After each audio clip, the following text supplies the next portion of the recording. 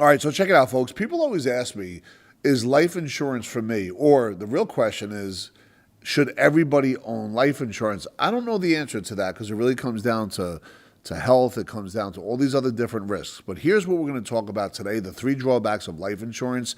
Is this the right strategy for you? Because I want to dig deeper and deeper into how to use it as a Swiss Army knife, how to use it as an estate planning tool possibly, but most importantly, how to use it as a turbocharger to all the other assets that you have. So stay tuned. There's going to be a bonus at the end.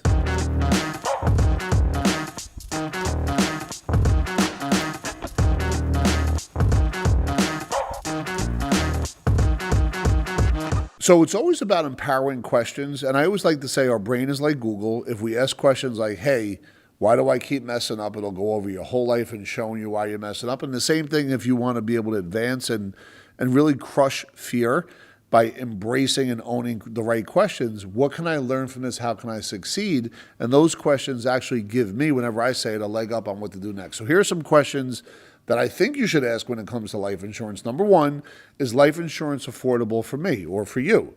The question becomes, what does a cash flow analysis look like in order to be able to figure that out? Right? What kind of money's coming in? What kind of money's going out? If the bucket was a bucket that had water coming in, which was money, is there holes in the bucket? What do the holes look like and how can we fix that? And then the other question is, well, isn't certain insurance expensive? Now, my answer is going to be, you must be talking about term insurance. And everyone's going to say, wait a minute, what do you mean? Term insurance is inexpensive. It is until it expires, and then to keep it, it becomes even more expensive. And last but not least, what are the risks? Well, the risk is not having the right insurance. The risk to me is not having insurance that never dies, because if you have term insurance, eventually the term runs up and you don't have it anymore. So you want to be able to get insurance that never dies until the day you shuffle off this mortal coil. And if you could understand these three questions, which we can make very clear for you, you'll be able to put yourself in a position to make the right decision moving forward. Number one, higher initial cost. The initial cost of some life insurance policies, especially whole life, feels pricey compared to other financial avenues. Think term insurance. You're essentially transferring cash from one pocket to another. You're paying more now to get benefits that'll pay out over the long run. But also remember, even when you're paying for it now, you could use that money during your wealth accumulation phase. What is that? Basically between age 25 and 65. You don't have to put the money in jail where you can't access it.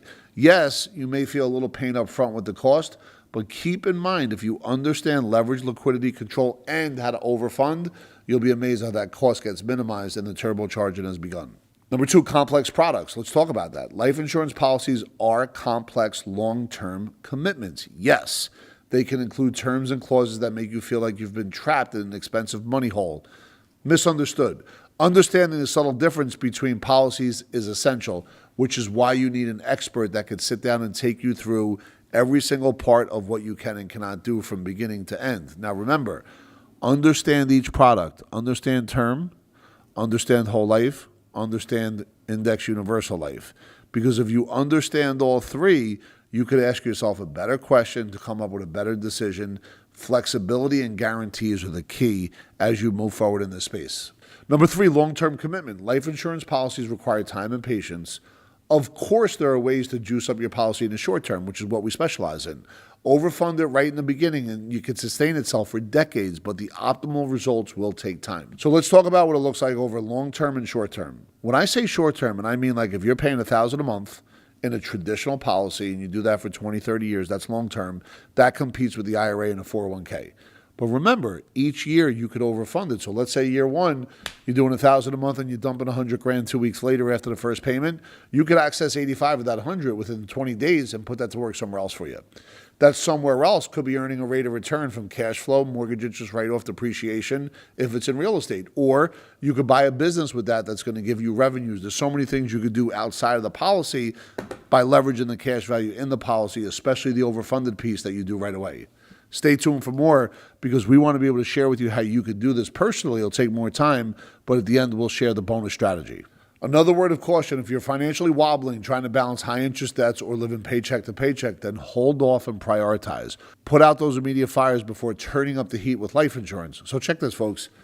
Get on an automated debt reduction plan, whatever that looks like. If you have credit card debt that's, I don't know, let's say it's $1,000 a month, but you could save $1,500 a month, maybe take half of that $1,500, put that over here and automatically reduce that debt, but definitely save the other $750 into another bucket. You want to be able to do two at the same time, not one or the other. You don't have to pay it all off before you start putting money away for yourself. You could do two at the same time.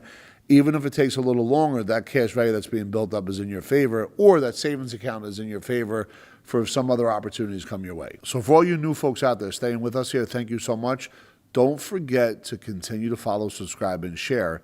Here it is. If you have cash and if you have debt, let us show you here at Epic, no obligation, on how to do both at the same time. Let us take you through the Epic Financial Freedom Map, and none of this costs you any money. Once again, there's no obligation. Go ahead, click the link below. Book an appointment with one of the team members. They know their job is to educate, but also answer any questions and give you a map on how to set you financially free. Thanks for checking us out.